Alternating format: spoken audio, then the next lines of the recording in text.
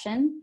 I'm Robin McGillis. A lot of you are returners, and Marie and I are with Wildwood Running, and we've been hosting these short mini sessions to kind of spotlight some of our speakers that are going to be participating in our upcoming clinic in August.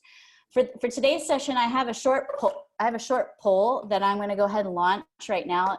You'll be anonymous, but Elizabeth Carey was curious. This will kind of help guide some of her session today. So I'm going to launch that poll. If you could go ahead and take that poll while I finish saying my few words. And let's see, I think I can make it.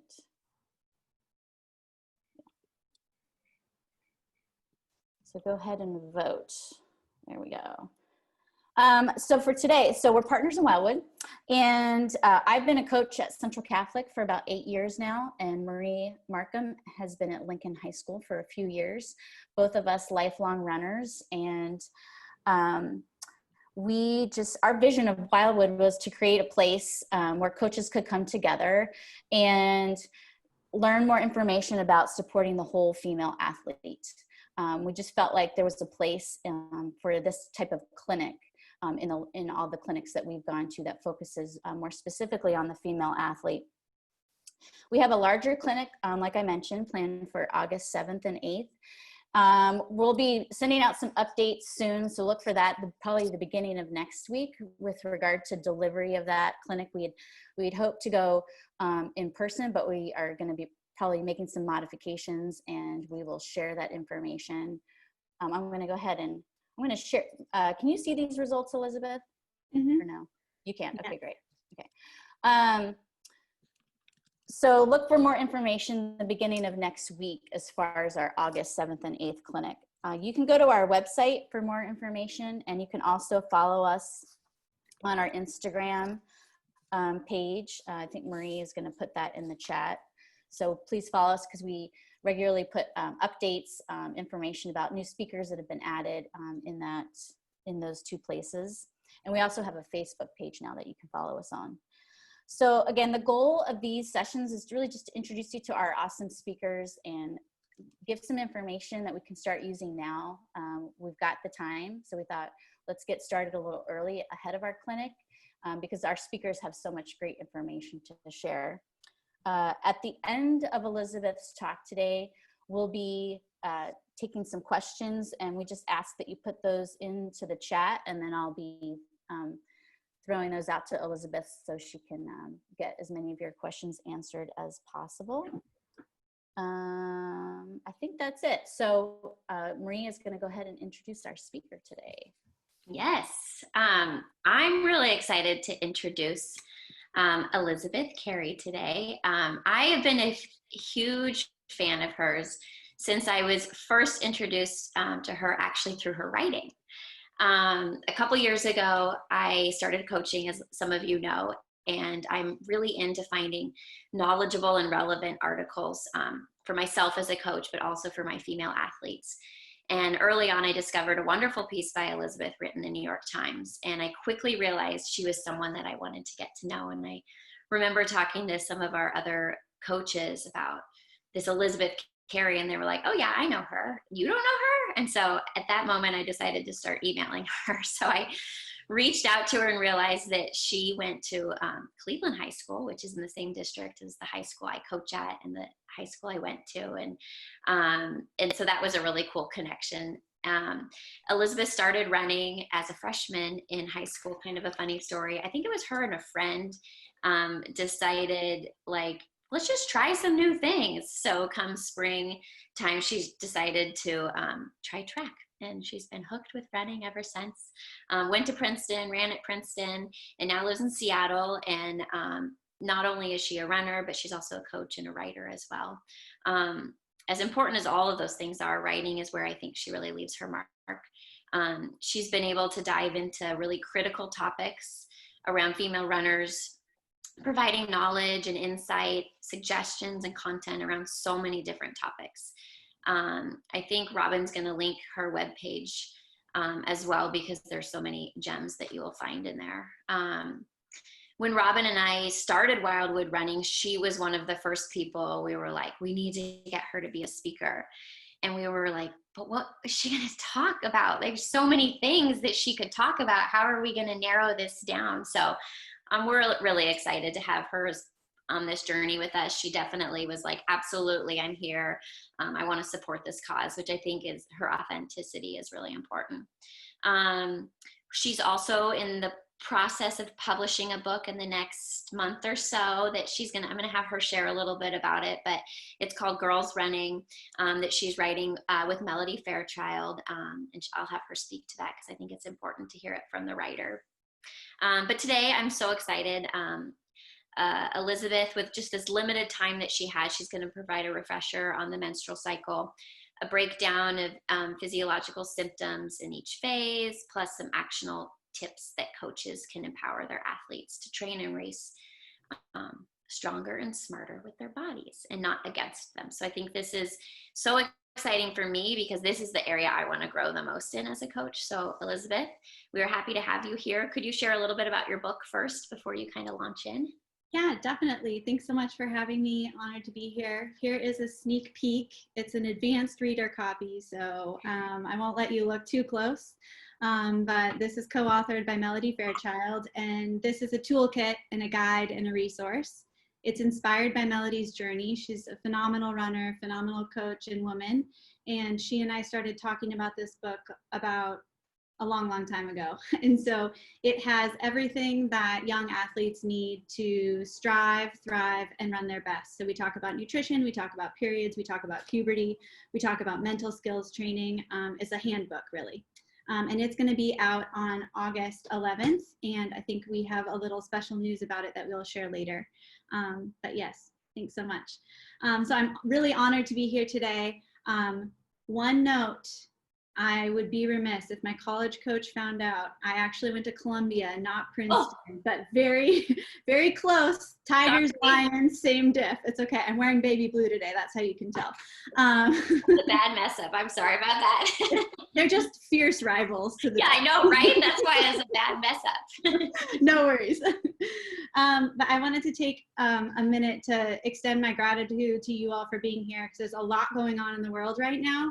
And a lot of it is very serious and very heavy and very necessary.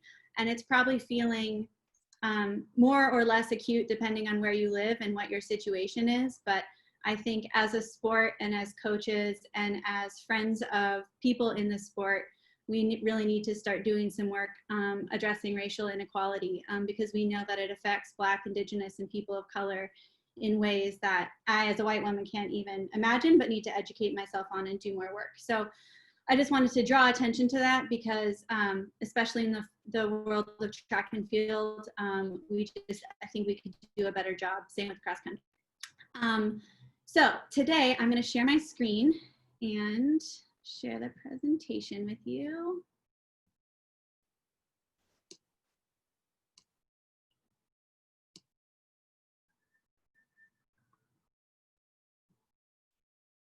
There we go. Okay. So I'm going to try and do my best to keep it as simple as possible. This is going to be a high level overview.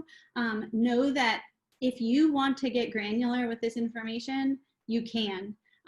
There's a lot of nitty gritty, awesome research out there and ways to tap into this, but this will just be the keep it simple version. So earlier you all took a poll and it looks like it's kind of a mixed bag. A lot of you say that you understand the menstrual cycle, which is awesome. And then when it comes to talking to your athletes about it, it's maybe a little bit here and there, but that's super common because periods are technically taboo. And one reason, I'm going to go back to my outline. One reason they're taboo is because they've been shunned and people get awkward and feel uncomfortable when they talk about them. So feel like this is a safe space. I'm looking forward to your questions. We're all learning here. And that's the best part about these conversations is that we can all feel more comfortable tackling issues that maybe have been brushed under the rug or not addressed previously. First, a disclaimer, I'm not a doctor, I'm not an endocrinologist, I'm not an RD. And nothing in here is a substitute for medical advice. Everything that I'm going to present today, I found in researching the book, Girls Running, and also different articles that I've written. I've interviewed experts like those listed on this page, and read lots of different studies. Unfortunately, the field of exercise science research when it comes to female athletes in all phases of their life is lagging. Research for and by women has a lot of catching up to do. Predominantly, the studies focus on white fit males. And of course, that's a huge generalization, but we have a lot to learn. And so it's really important to remember that this is an emerging field, and we're continuing to learn new things every day, every month, every year. So taboo, we talked about that a little bit. I think it's really important for coaches to be able to, at the very least, address periods, specifically because of the taboo. There was a study that Strava did. Strava is a social networking app for fitness activities, in conjunction with Fitter Woman, which is an app designed to track periods for athletes. And they did this study in conjunction with a university in the UK, and they surveyed 14,000 women. And the majority of them who'd had coaches said that they had never discussed their cycle with their coach. And the majority of them said they had never received information about how exercise and their cycles were related, which is an obvious pitfall because we know that hormones affect how you feel and how you perform. So this refresher, again, high level overview. The menstrual cycle is basically just another one of the countless cycles that our body experiences. We all have circadian rhythms, all of these biological internal clocks. And there's a lot of interrelated systems that work to make periods and the menstrual cycle happen. With the endocrine system, we have the hypothalamus, the pituitary, and the ovary axis, and they communicate and trigger the cycle. This is a picture from Fitter Woman. I love this graph because of the colors, and it makes it easy to see the 4 primary hormones that interact throughout the menstrual cycle. There's estrogen, there's progesterone, there's follicle stimulating hormone, and there's luteinizing hormone.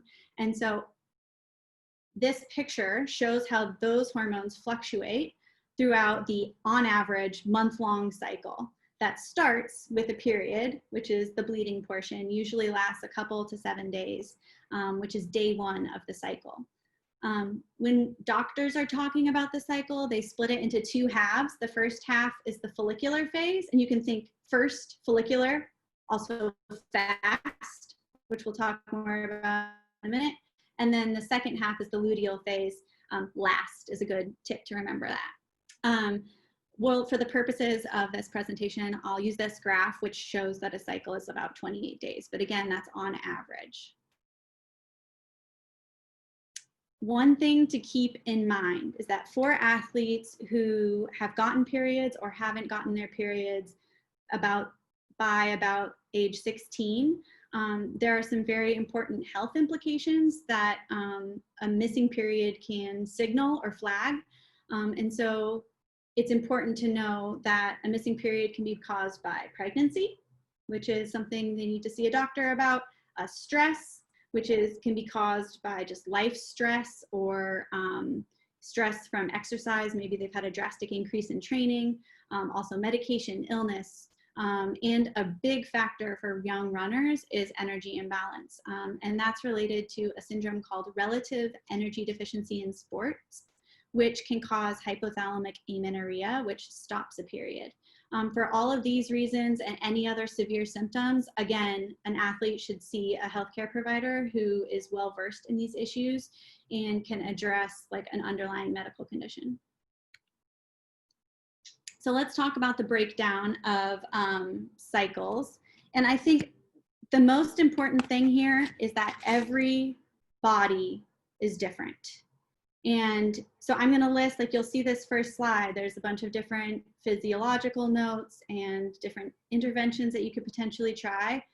but each athlete responds differently to their cycle. Some people break out like clockwork. Some people can't sleep in the second half of their cycle. Other people might not have any symptoms that bother them at all.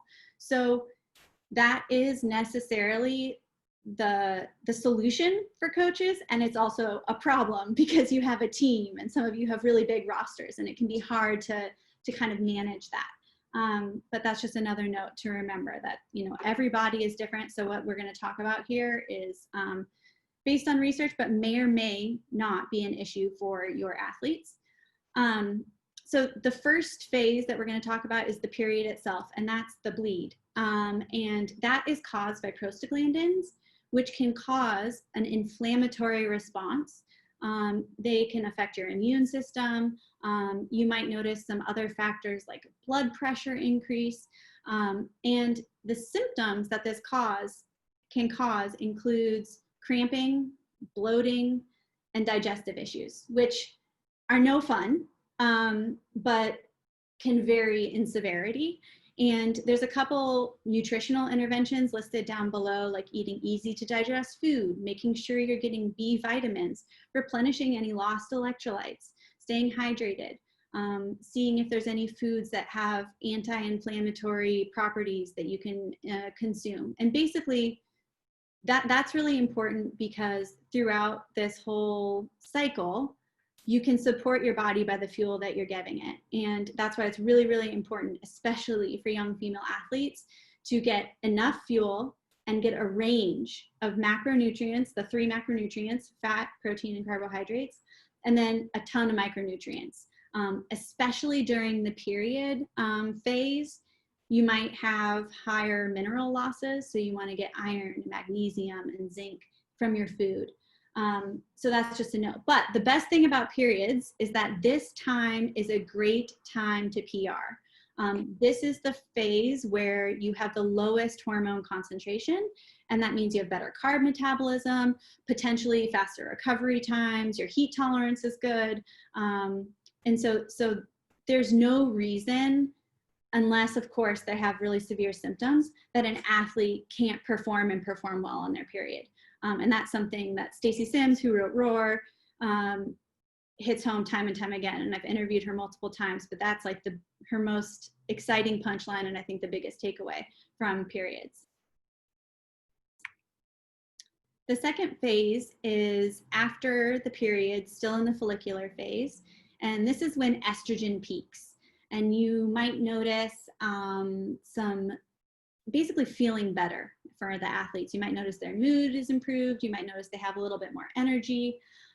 One thing to keep in mind is if you're feeling great and you can handle an intense or harder training workload, you still need to prioritize recovery. Even if your athlete is feeling like Superwoman, is feeling invincible, you have to stay on top of nutrient timing, making sure they're getting sufficient fuel, and staying hydrated and sleeping and recovering. All those little things you probably already nag your athletes about, because training is pointless if you can't adapt to it, right? So we have to have the work and the recovery for an athlete to progress and get the benefits.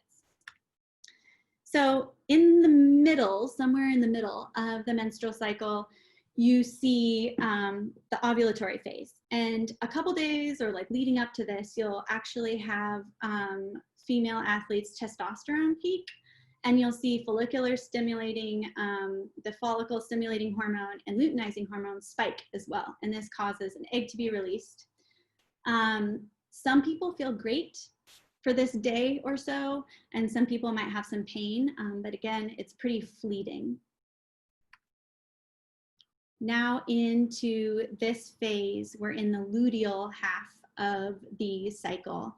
And this is when progesterone and estrogen start to increase again.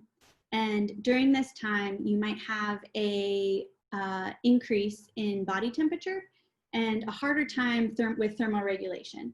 So it's really important, especially if an athlete is going to be training or competing in hot and humid conditions, to make sure that they're drinking pre-hydrating, getting electrolytes, drinking cold or slushy drinks, just because the way that this part of the cycle affects their plasma volume can cause them to not be able to cool their bodies sufficiently.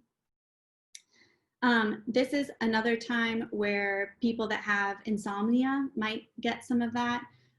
There's a couple symptoms there that you'll see. You'll notice like cravings because their metabolism is increased. Like those are legit. You have to listen to your body. And that's one of the biggest takeaways, is that an athlete needs to respect the cues that their body is giving them. And instead of thinking, oh, like I shouldn't eat a chocolate muffin. Like if you want a chocolate muffin, you probably need some nutrients, eat it. And I think in the world that we live in, where we're inundated by diet culture and inundated by influencers on Instagram and all this information that's really limiting, it's a very limited picture. We need to get rid of that and allow athletes, teach athletes, empower athletes to listen to their body and give their body what it needs. This is an important time to do that.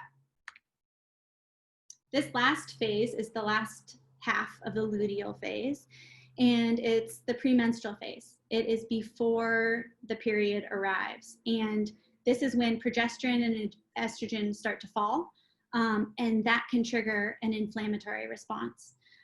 For some people, this can bring up a lot of painful symptoms. It can be a doozy.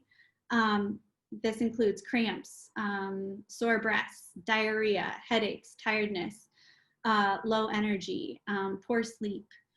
So if you have the capability or the flexibility, this would be a great time for a down week, right? But there is some research that shows that gentle exercise can help alleviate some of these symptoms, which is important. So, you know, maybe something isn't always better than nothing. Sometimes nothing is better than something, but maybe this is a time when like a 20-minute jog, some strides, and sending someone home is a good time if they're having a really hard time getting through all of these symptoms. You'll also see down here, there's a list of lifestyle interventions, including that gentle exercise, prioritizing sleep if you can, limiting stress, which can really exacerbate symptoms, and then again, emphasizing a wide range of micronutrients and nutrients to support their body as it's going through this phase. So a couple of additional tips. First, stock period gear. Do you have a bag that athletes can access? Does your trainer carry extra tampons or pads that an athlete can go grab, no questions asked? Probably should. Second tip, address it, talk about it. It's gonna happen, and the more that we just normalize it, the better. And there's lots of different opportunities and ways that you can talk about it. Is it early season? Are you talking to your parents about, you know, iron tests or ferritin levels? Well, maybe throw a line in there saying that a period is an indicator of health and something that you want your athletes to track. Just get them up so that they know, even if that's not a conversation they're having at home, that they understand that that's an important tool as well. Another great opportunity for talking about it is in circles, or like look at Marie's talk about girls talks. Great time, safe space. You're holding the floor for athletes, and maybe let your captains lead that. Let your athletes talk amongst themselves about their experience, what they know, what they're scared about, what they're learning. Another really, really important thing is just tracking. Because every body is different, and because when a girl is first going through puberty, her cycle might be irregular.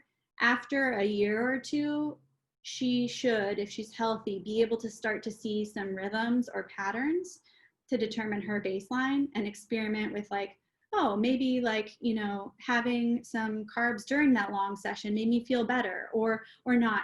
If you are tracking that, then you can learn from it and you can adjust. And whether that means it's a 3-ring binder, pen and pencil, it's on a phone, it's on an app. Good apps include Fitter Woman. I know Garmin has a tracking mechanism, Clue, etc. All of those are great options. And then, of course, listening and trusting your athletes. I think for too long, women have been written off as hysterical or crazy or whiny. So if an athlete is out the back door at a workout and she maybe hasn't told you, but she's suffering from lots of cramps, maybe it's not the best day for her to be, going into the well. I think just trust them when they tell you how they're feeling, and then you will empower them to really tune in to their own bodies and train with it instead of against it. There's lots of resources and research coming out now that you can use if you're doing a girls' talk or handing out information to parents. And it's becoming more common, especially with Mary Kane talking about her experience with amenorrhea. Other resources, depending on where you are, obviously you know your community best, you know your school best. Do you have an athletic trainer who's well-versed in periods and Red S? Do you have a school nurse? Do you have a health teacher who loves to talk about it? One of the head coaches at Wilson is a health teacher, and she loves talking about periods. There's absolutely no shame. So if you feel uncomfortable, bring her in for a session, right? So look around and see who's there, see who you can tap. The key, again, is to empower your athletes. I think that's the biggest takeaway. Yeah, and that's all I had. Any questions? Got a couple already. Okay. So Mike wanted to know, what is your solution to working through the fourth phase when it falls on championship race day? Great. I recall Stacy having some nutrition behaviors to adjust. Yes. Yeah. So one thing on here that I skipped over that's really, really important is the mindfulness and the mental skills approach. Mm-hmm. There's that coaching adage first, and this applies for any phase, any athlete, right? Prepare for everything and assume nothing, right? And so training your athletes to be resilient and tough and gritty is really important. Knowing that they can make the most of each day is a really important skill for your athletes to be able to get through these hard times where maybe they feel like their starting line is like 500 meters back behind everyone else's. But you'll see on this page for that, fourth phase? Fourth phase. 1, 2. If it falls on race day. Okay, they mean this one, or I'm assuming they mean, Mike, which one did you mean? Do you mind if I kind of be more specific? So we're in fourth phase, and according to a lot of stuff that Stacy says, this is your time for a down week, as you say, but this is championship week, and so we can't just rely on drills and balance work and easy and stuff like that. We got to get after it. Yes. And I'm actually taking her 7-week class online right now, and I'm so buried in information I forgot what she said. But I think, isn't there a good balance of using some anti-inflammatories during this phase to help with the inflammation process, and a couple other things to prepare for racing well and having your cardiovascular system in your favor as opposed to in disfavor? Yeah, so Stacy has a ton of very specific recommendations. One note is that in ROAR and in her materials, she recommends baby aspirin, and there is a risk of a particular syndrome for preteens and teens when they take aspirin. So pharmacists and doctors that I've interviewed recommend not taking that and leaning more towards naproxen like Aleve or acetaminophen like Tylenol. Again, I'm not a doctor, but that's one thing to note, that if you are trying to take something besides like nutrition or hydration for pain, that you want to lean towards that. And then there are some specific diet interventions for sure. And I believe Heidi Strickler is on this call. She's an RD that works with a lot of that. There's an assorted list of like specific things that you can do. And this list right here, just encouraging nutrient-dense foods, antioxidant foods, so that's fruits, berries, whole grains, anti-inflammatory foods, which I mentioned on this chart in the first phase, which is like ginger, turmeric, garlic, those sorts of foods can be really important. And omega-3s, calcium, vitamin D, B vitamins. all of those are really helpful. Stacy has like a very specific protocol, which I think for some people has worked, but it feels a little too specific for me to go into right here, if that makes sense. But I think the key is supporting the athlete's body by limiting as much stress as possible, which of course is hard when an athlete is going to championship weeks, if that's like coinciding with something else in their life. But that's why I continue to fall back on like mindfulness and meditation and visualization to help their nervous system calm down and tap into their potential, if that makes sense. Does that make sense, Mike? Yeah. Thank you. Okay, we've got lots of good questions coming in. So Randy Dollar, he's a middle school coach here in Portland. He says, often girls experience their first period while I'm coaching them. How can I communicate to them that this is normal and nothing to be embarrassed about or afraid of? Also, I'd like to share this information with their health teacher if that is okay. Yes. First of all, exactly what you said is perfect. Like telling them, reminding them, encouraging them that this is normal. This is a sign. It's like a rite of passage. And I feel like, especially in this country, we don't have a ton of healthy or robust rites of passage for young women. And the first period can be that. It's not something to shun or ignore. It's a good sign. It's a sign of health. It means that they're on their way to becoming a better, faster, stronger runner. And that phrasing that you used in the question is exactly the way that you can talk to girls about it. And I think if you have a group that is in that phase, or you can guess that a lot of them are going to be encountering that at the beginning of the season or at team meetings, you can just bring it up in general and normalize it. And one of the most interesting things that I learned from the book research was that, we polled, it was like a very informal poll of like 100 athletes that were in high school and junior college. And we asked them, where do you get your information about running and running as a female? And all of them said their coaches. Before Google, before social media. And so you as a coach have the power to shape that conversation and help debunk any myths that these girls have already heard. Great. Thanks, Elizabeth. Okay, next question is from Carson. What strategies would you recommend when you have a large girls team? How can you individualize training when girls aren't on the same cycle schedule? That is a great question. And I would say there are a couple tools. So like Fitter Woman is a great tool. And whatever you use to track training, I know some coaches use Google Docs. I know some coaches have attendance sheets where maybe an athlete puts a smiley face or a frowny face, depending on how they feel when they check in and they check out. Using whatever you have to like track the training, to keep track and monitor how an athlete is doing, serves a girl with a menstrual cycle as well as it does an athlete who has a lingering calf issue or is coming back from mono or has had some significant life stress. And so while we write these like beautiful spreadsheets that look so great when we write them 6 months out from like the championship meet, all of that training is written in pencil and we adapt training on the day depending on the athlete. So I think we have to take that approach with periods as well, but that requires a dialogue.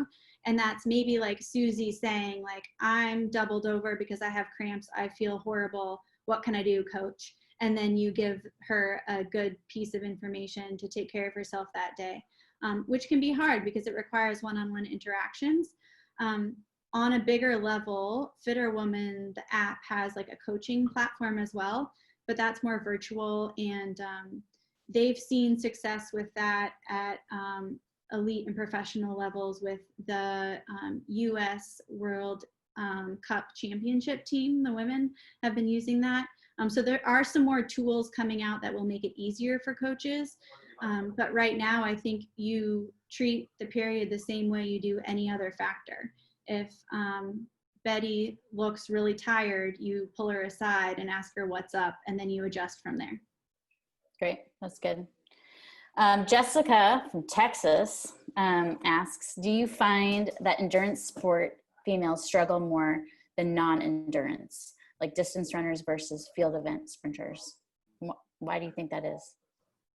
That's a great question, and I personally don't have a good answer for it because it's been a while since I have coached on a track and field team. And so I don't really have any good data, but I'm going to write that question down and I'm going to look into it. How do you encourage athletes that a period is a sign or indicator of health when often athletes don't like to get their period?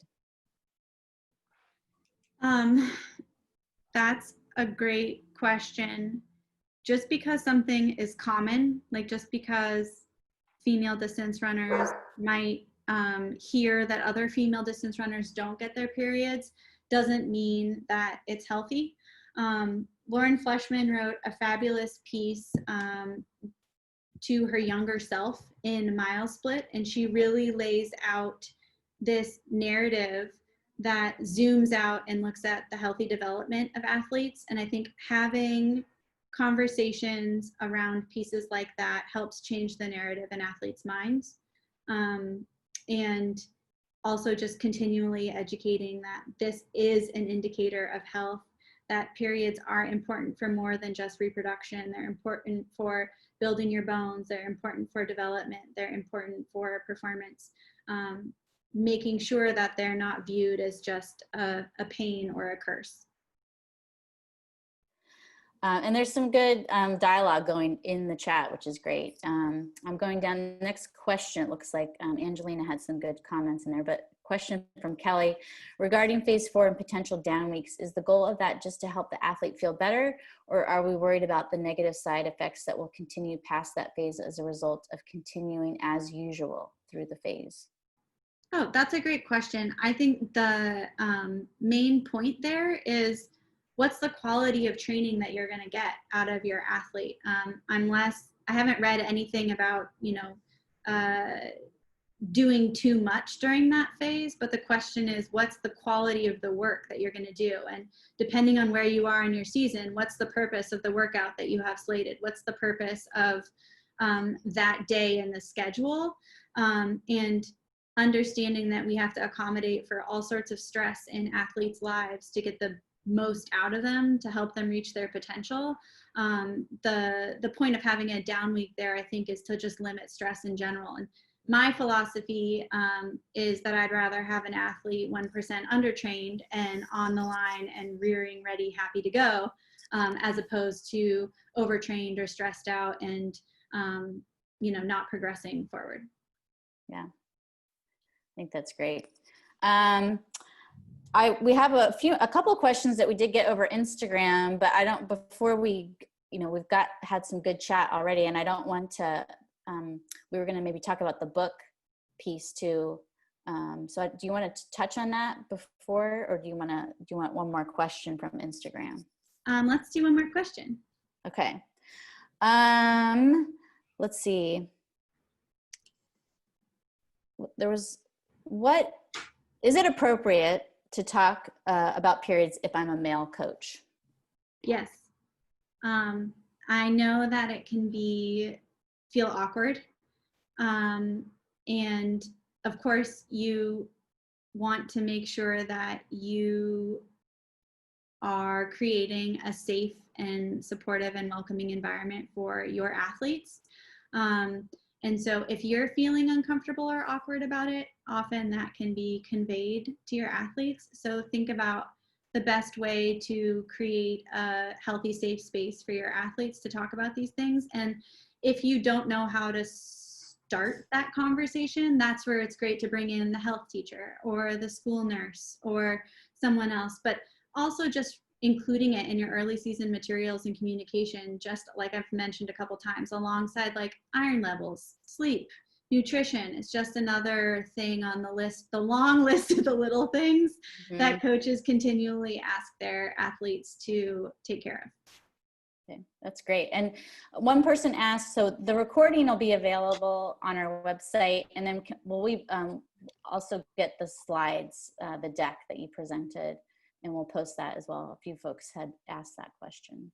And yeah, in the deck, there's like sources to different studies in the presentation notes. I knew my cat would interrupt at some point. There he is. Sorry.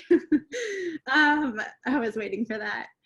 So yeah, you can, if you want to poke around and look more at the research, there's some starting points in there. Great. Yeah. And then do you want to share with everybody about the book? Yes. So I am pulling up the link, which I'll share in a minute, but we are not going to announce this till next week, but you guys get a preview. We are open for pre-orders right now on Velo Press, and I'm going to drop a discount code into the chat. So if you're interested in getting that, there's a 15% off code from Velo Press, our publisher. So I'm just going to cut and paste that right now. I can go ahead and do that. I've got it. Oh, great. Yeah, that'd be awesome. Yeah. Awesome. Thank you. Yeah. All right. Any final questions? I think we're just about at our time. Just want to thank you, Elizabeth, for your time with this group and all this great information. Thanks for everybody that joined again today. Again, we'll have this posted. Give us a couple days just to download it and then post it up. And then we'll have more information with our Wildwood Wednesday next Wednesday, which is going to feature Melody Fairchild, who's been partnering with Elizabeth on this book. So that's pretty exciting. Any other words, Marie, before we sign out? I just think I think this was great, and I feel really great stuff. This is really important information, and it's going to help people a lot. So thank you, appreciate it. Thanks for all your great questions. Yeah.